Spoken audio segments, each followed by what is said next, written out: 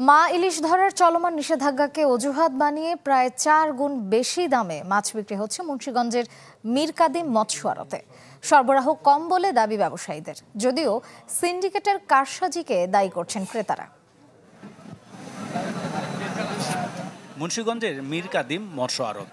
মা ইলিশ শিকারে চলমান নিষেধাজ্ঞার প্রভাব পড়েছে শতবর্ষী এই মাছের বাজারে। চলতি মাসের ৩ অক্টোবর পর্যন্ত প্রতি কেজি দেশি রুই বিক্রি হয়েছে ২৭০ থেকে ২৮০ টাকায়। নিষেধাজ্ঞা শুরুর পর সেই দাম ঠেকেছে ৮৫০ টাকা পর্যন্ত। সব ধরনের মাছের দাম বেড়েছে কেজি প্রতি অন্তত ৮০০ থেকে ১,০০০ টাকা। এমন অস্বাভাবিক মূল্য বৃদ্ধি নিয়ে নানান অজুহাত ব্যবসায়ীদের।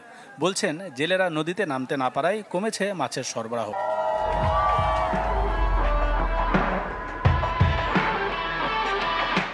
তাই দামও চড়া।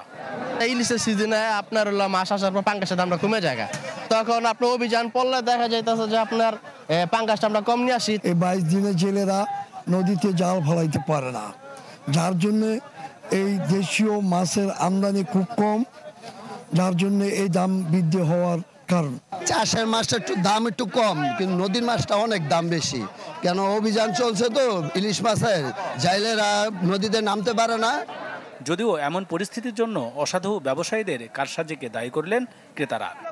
অভিযানের কারণে মাছের দাম একটু বেশি, অনেকই বেশি। মাছ দেখতাছি, যেটা ভালো লাগে ওটা কিনবো আর কি। 200 টাকার মাছ 250, মাছ 300, কেজি প্রতি 100-150 টাকা বেশি।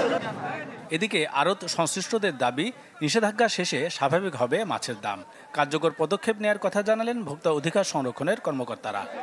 আমাদের আড়তদারদের প্রভাব পড়ছে, পাইকারদের প্রভাব পড়ছে, এমনকি যারা এই পাইকারদের থেকে মাছ কিনে নিয়ে খাচ্ছেন ভোক্তা, তাদেরও প্রভাব পড়ছে। তারাও দেশীয় মাছ, মিঠা পানির মাছ পাচ্ছেন না, যেহেতু নদীতে জেলে নামতে পারে না, মাছ পাবে কোথায়? এই সুযোগটা কাজে লাগিয়ে কিন্তু মাছের দাম বৃদ্ধি করা যাবে না। তারপরও কোনো ব্যবসায়ী যদি মাছের দাম বৃদ্ধি করেন, আমরা যদি একটা সুনির্দিষ্ট অভিযোগ পাই, তখন কিন্তু আমরা তার বিরুদ্ধে ব্যবস্থা গ্রহণ করব।